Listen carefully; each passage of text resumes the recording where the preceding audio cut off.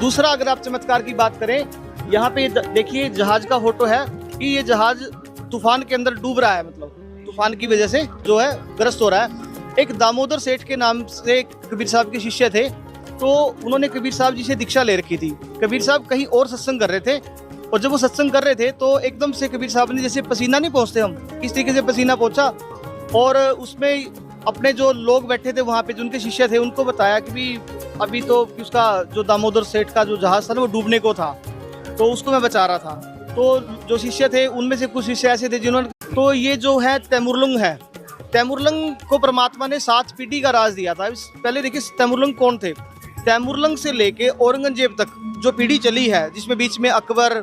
और शाहजहां इस तरह के राजा हुए हैं, तो वो पीढ़ी है जो कबीर साहब के आशीर्वाद से वो आगे जो राजा बनती आई है। यहाँ पे एक रोटी परमात्मा को देते हैं तैमूरलंग, मतलब परमात्मा एक रूप बना के आते हैं एक साधु का, और वो उनसे खाना लेते हैं। वो रोटी देने के बाद तुरंत जो उनकी माता जी है तैमूरलंग की, वो उनसे बार बार रिक्वेस्ट करती है कि हम बहुत गरीब हैं, हमारा गुजारा बड़ी मुश्किल से चलता है। तो इतनी देर में परमात्मा खड़े हो जाते हैं और एक बेल लेते हैं, उस बेल से 7 कबीर परमात्मा को लेकर समाज में भ्रांतियां फैली गई हैं, उनके परिवार को लेकर, उनके जन्म को लेकर। तो उस भ्रांतियों को हटाने के लिए, सच्चाई दिखाने के लिए यहाँ पे ये प्रदर्शनी दिखाई गई है। जैसे कि हमारे गीता में बताया हुआ है जी, जो उल्टा लटका हुआ संसार रूपी पीपल का पेड़ है,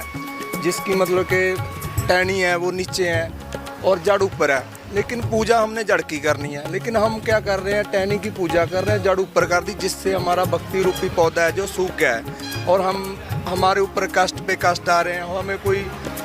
कुछ भी नहीं मिल रहा। मुक्ति का तो छोड़ो, हमें यहाँ का भी कोई। तो इस तरीके से परमात्मा ने ये लीला पूरी की, और मतलब कि 120 वर्ष यानी 1398 से लेके 1518 तक कबीर परमात्मा धरती पर रहे, और उसके बाद सह शरीर ये लीला, सह शरीर आए थे और सह ही शरीर वो चले गए, ये पूरी लीला करके। सर, अभी आपने एक चमत्कार हमें बताया कि कबीर साहिब जी जो हैं सह शरीर वो अपने निज धाम को चले गए, तो कुछ और चमत्कार भी आप हमें बता सकते हैं जो कबीर साहिब जी ने किए हो? अभी अगर आप देखो चमत्कार की बात है,